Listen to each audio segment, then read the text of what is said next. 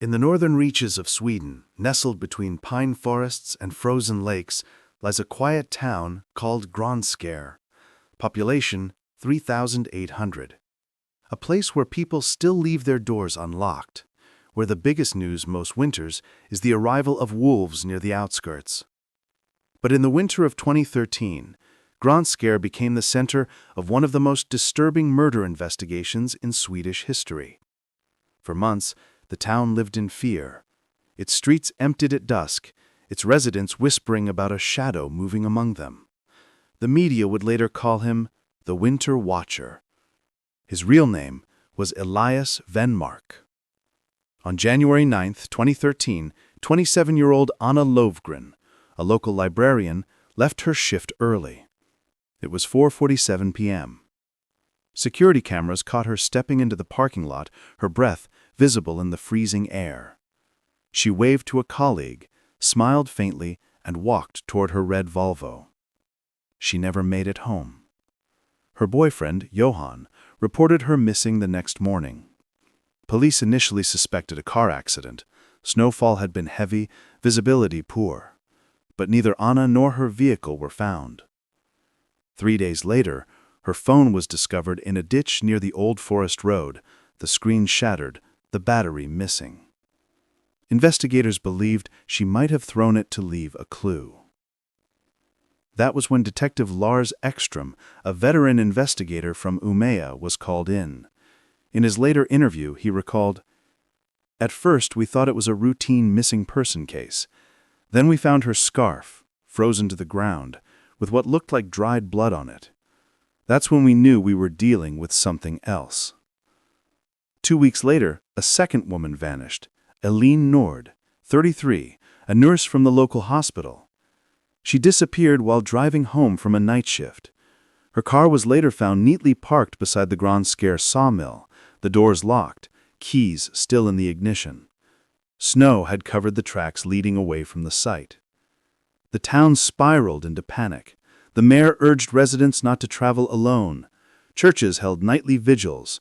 Rumors spread about a tall figure seen watching from the edge of the forest, sometimes motionless for hours. Local newspapers began referring to the case as the Silent Winter Murders. When the third woman, Maria Berg, a 41-year-old teacher, vanished in late February, the case drew national attention. Swedish media compared it to the infamous Thomas Quick murders of the 1990s. But this time, the fear was real, fresh, and close. Police began to see a pattern.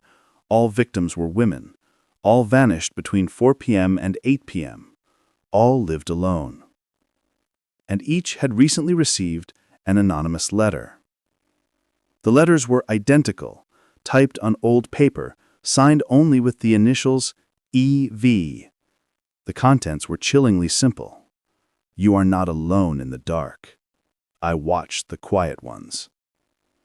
Forensic teams found the same typewriter ink pattern on all 3 letters, but no fingerprints. The envelopes bore faint traces of pine resin, common in the area, but specific to untreated logging fields. That clue would later prove crucial. Elias Venmark had lived on the outskirts of Granskär for years in a cabin left to him by his late father. Born in 1972, Elias was a former forestry worker who left his job after an accident that left him partially deaf in one ear. Locals described him as quiet, reclusive, odd, but harmless. He was known to wander the woods alone, photographing animals, collecting bones and feathers.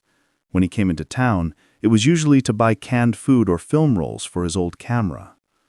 Few people knew he kept hundreds of photographs of women, many taken without their knowledge.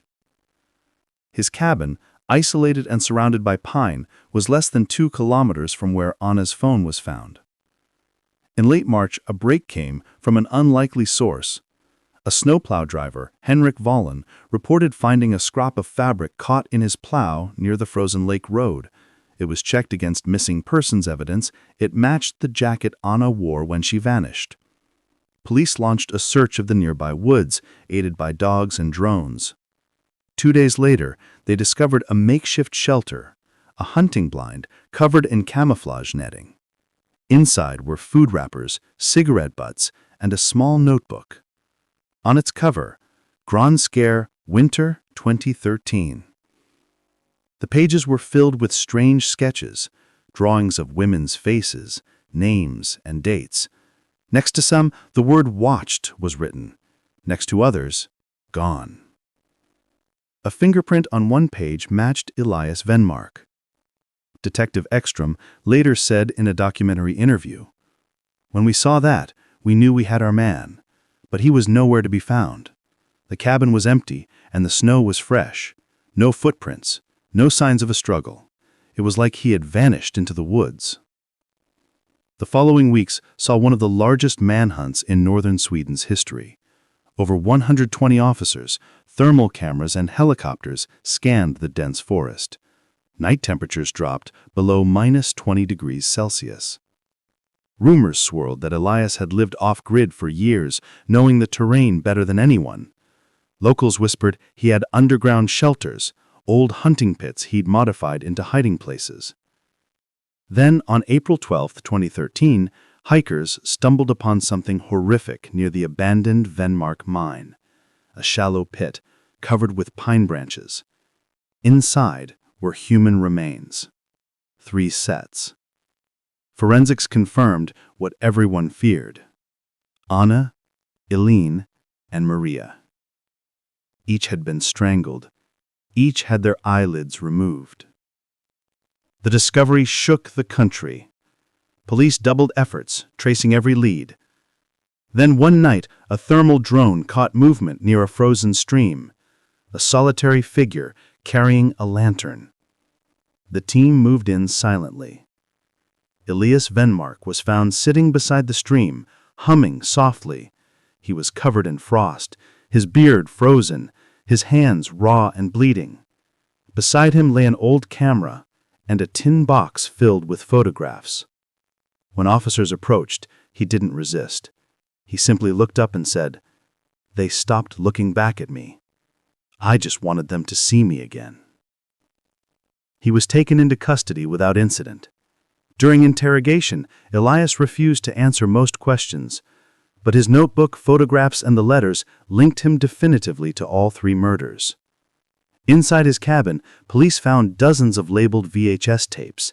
Many contained hours of footage of Grand Scare streets filmed from afar, windows, doorways, people walking alone.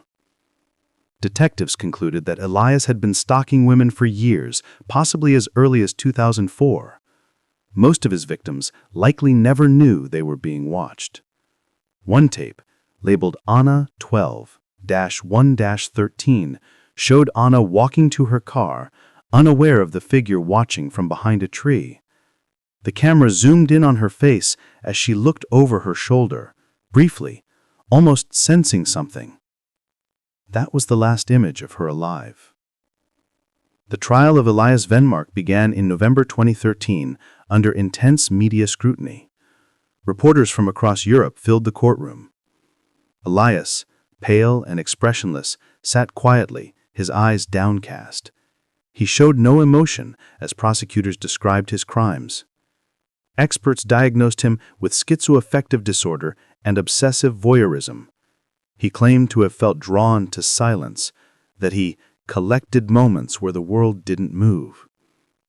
Prosecutors read from his journal. They move too quickly. They forget what silence sounds like. I freeze them in that stillness so they'll remember. His defense argued insanity. The prosecution demanded life imprisonment. After a 12-day trial, Elias Venmark was found guilty on all counts of murder and unlawful confinement. He was sentenced to life imprisonment in Kumla prison, Sweden's highest security facility. He never appealed. The town of Grand Scare never recovered. The forest road where the victims were found remains closed to this day. Anna's father moved away. Maria's classroom was turned into a memorial reading room. Every year on January 9th, the town holds a candlelit vigil for the silent ones. Detective Ekstrom retired shortly after the case closed, In a rare interview years later, he said, "Elias wasn't a monster from nowhere. He was one of us. That's the hardest part. Evil doesn't always come with a scream. It comes quietly, in the cold."